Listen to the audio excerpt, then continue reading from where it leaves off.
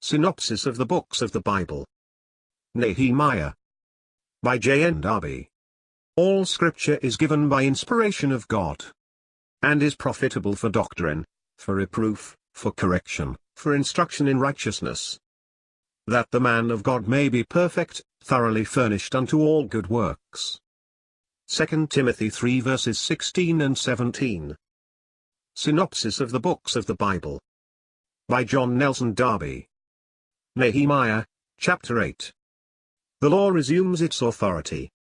By means of Ezra and Nehemiah, the law resumes its authority, and that at the people's own request, for God had prepared their hearts. Accordingly, God had gathered them together on the first day of the 7th month. It was really the trumpet of God, although the people were unconscious of it, that gathered them to this new moon, which shone again in grace, whatever might be the clouds that veiled its feeble light. The people's hearts were touched by the testimony of the law, and they wept. But Nehemiah and Ezra bade them rejoice, for the day was holy. Doubtless, these men of God were right. Since God was restoring his people, it became them to rejoice and give thanks. The Feast of Tabernacles kept with great gladness. The second day, continuing the search into the Holy Book, they found that Israel ought to keep a feast on the 15th day of the same month. On restoration from chastening, when the church finds itself again before God, it often happens that precepts are recollected, which had been long forgotten and lost during the apparently better days of God's people, and with the precepts, the blessing that attends their fulfillment is recovered also. Since the days of Joshua, the children of Israel had not followed these ordinances of the law. What a lesson!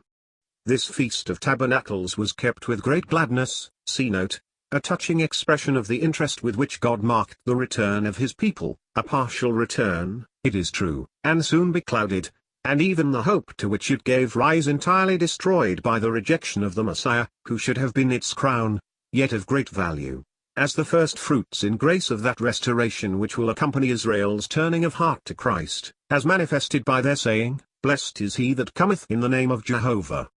The gladness was sincere and real, but everything was imperfect. The 10th day had not its antitype.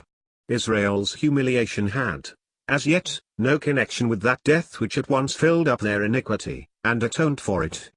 Their joy was well founded. It was yet but transient. Note. The Feast of Tabernacles was the celebration of their rest and possession of the land after passing through the wilderness. The booths marked that they had been under tents as pilgrims. End of note.